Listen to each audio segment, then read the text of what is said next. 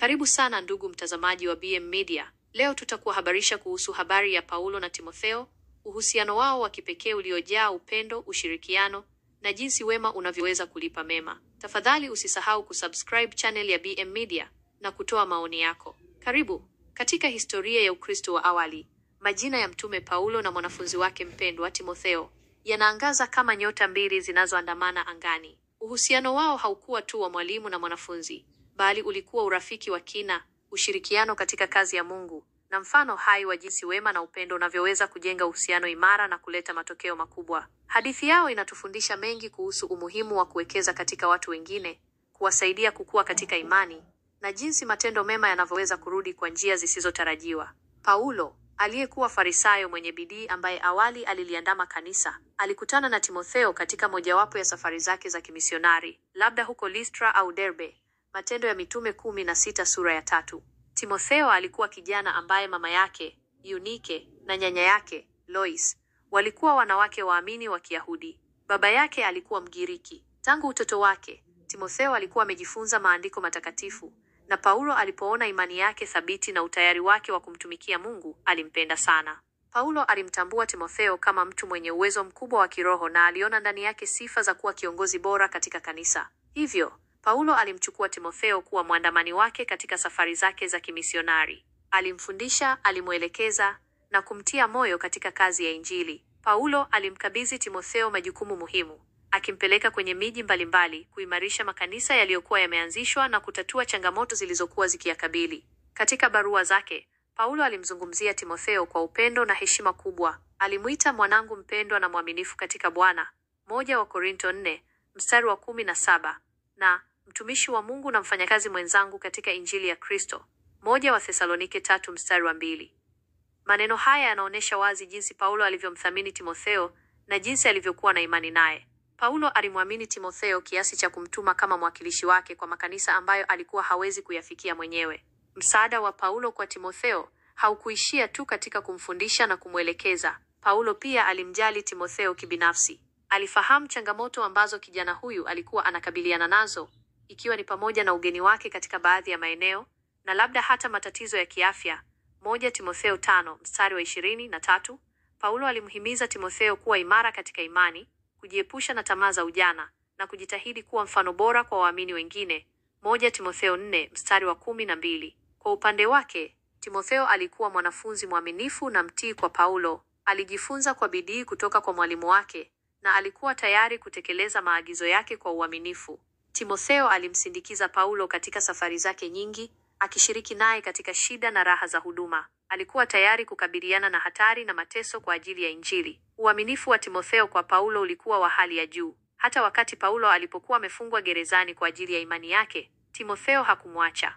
Inawezekana kabisa kwamba Timotheo alifanya kila awezalo kumsaidia Paulo akiwa gerezani, akimletea mahitaji yake muhimu, akimfariji na kumtia moyo. Ingawa Biblia haielezi kwa uwazi jinsi Timotheo alivyoweza kumtoa Paulo gerezani, ushirikiano wao wa karibu na ushawishi ambao Timotheo alikuwa nao katika makanisa mbalimbali unaweza kuwa ulichangia kwa namna moja au nyingine katika kuachiliwa kwa Paulo. Ni muhimu kukumbuka kwamba katika nyakati zile, wafuasi wa mtu mashuhuri wangeweza kuingilia kati kwa ajili yake, kuomba msamaha au hata kutoa rushwa, ingawa hatuna ushahidi wa hilo katika kesi hii. Upendo na heshima ambayo Timotheo alikuwa nayo kwa Paulo, pamoja na heshima ambayo makanisa mengi yalikuwa nayo kwao wote wawili, inaweza kuwa ilikuwa na uzito fulani kwa mamlaka za Kirumi. Zaidi ya hayo, Paulo mwenyewe alikuwa raia wa Kirumi, na hii ilimpa haki fulani za kisheria ambazo alizitumia mara kadhaa.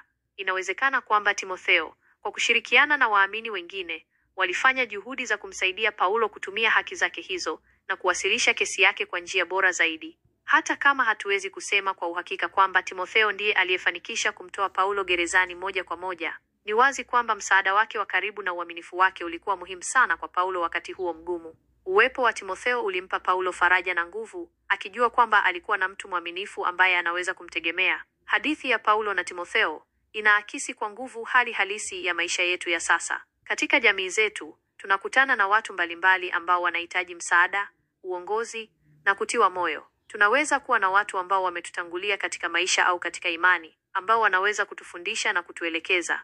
Pia, tunaweza kuwa na watu ambao tunawazidi umri au uzoefu, ambao tunapaswa kuwasaidia kukua na kufikia uwezo wao kamili. Mfano wa Paulo unatufundisha umuhimu wa kuwekeza katika maisha ya wengine, hasa vijana. Kwa kuwapa muda wetu, maarifa yetu na upendo wetu, tunaweza kuwasaidia kuwa viongozi bora na watu wenye mchango chanya katika jamii. Paulo aliona uwezo ndani ya Timotheo na alikuwa tayari kumsaidia kufikia uwezo huo. Nasi pia tunapaswa kuwa macho kuwatambua watu wenye uwezo wanaotuzunguka na kuwa tayari kuwasaidia.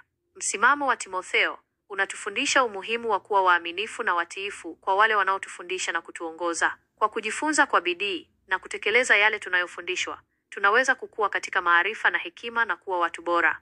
Uaminifu wa Timotheo kwa Paulo ulikuwa nguzo muhimu katika huduma yao. Zaidi ya yote, hadithi hii inasisitiza kanuni muhimu ya kwamba wema hulipa mema. Paulo alimfanyia Timotheo mema mengi kwa kumfundisha, kumtia moyo na kumwamini. Matokeo yake, Timotheo alikuwa msaidizi mwaminifu kwa Paulo, hasa wakati Paulo alipokuwa katika shida. Ingawa hatuwezi kupima moja kwa moja jinsi msaada wa Timotheo ulivyochangia kuachiliwa kwa Paulo, ni wazi kwamba uhusiano wao uliojengwa juu ya wema na upendo ulikuwa na nguvu kubwa. Katika maisha yetu ya kila siku, tunapaswa kujitahidi kuwatendea wengine kwa wema na upendo. Tunaweza kutoa msaada kwa wale wanaohitaji, kuwa wasikilizaji wazuri kwa wale wanaopitia magumu, na kuwatia moyo wale wanaokata tamaa.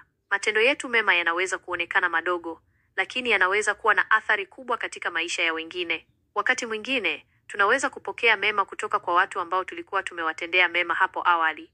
Hii sio lazima iwe lengo letu la msingi tunapotenda wema, lakini mara nyingi inakuwa matokeo ya asili ya uhusiano mzuri. Kama Paulo alivyowekeza katika maisha ya Timotheo, nasi pia tunaweza kuona matunda ya uwekezaji wetu katika wengine. Hata hivyo, si mara zote tunapokea mema moja kwa moja kutoka kwa wale tuliowatendea mema. Wakati mwingine, wema wetu unaweza kulipwa na watu wengine au kwa njia zisizotarajiwa. Muhimu ni kuendelea kutenda mema bila kuchoka, tukijua kwamba matendo yetu yana thamani na yanaweza kuleta mabadiliko chanya katika ulimwengu. Hadithi ya Paulo na Timotheo ni ushuhuda wa nguvu ya urafiki wa Kikristo na ushirikiano katika kazi ya Mungu. Ilikuwa ni uhusiano uliojengwa juu ya msingi wa imani, upendo na heshima. Walisaidiana kukua kiroho, walishirikiana katika kueneza Injili na walisimama pamoja katika nyakati ngumu.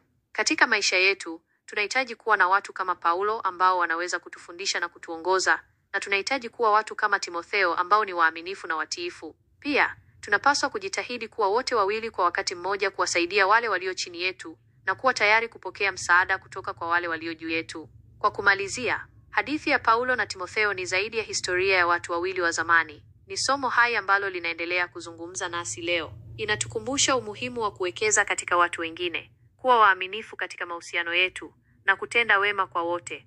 Kama Paulo alivyomsaidia Timotheo kukua na kuwa kiongozi bora, na kama Timotheo alivyokuwa msaidizi mwaminifu kwa Paulo hata katika nyakati zake ngumu, nasi pia tunaweza kujenga uhusiano imara na wenye manufaa kwa wengine. Na tunapoishi kwa kanuni ya wema hulipa mema, tunaweza kuwa na uhakika kwamba matendo yetu hayawi bure na yanaweza kuleta baraka nyingi katika maisha yetu na maisha ya wengine. Asante sana kwa kuungana nasi katika BM Media leo. Tumaini letu ni kwamba habari hii ya Paulo na Timotheo imekubariki na kukutia moyo. Usisahau kusubscribe chaneli yetu kwa habari na mafundisho mengine yenye kuinua. Tafadhali toa maoni yako hapa chini, tungependa kusikia kutoka kwako.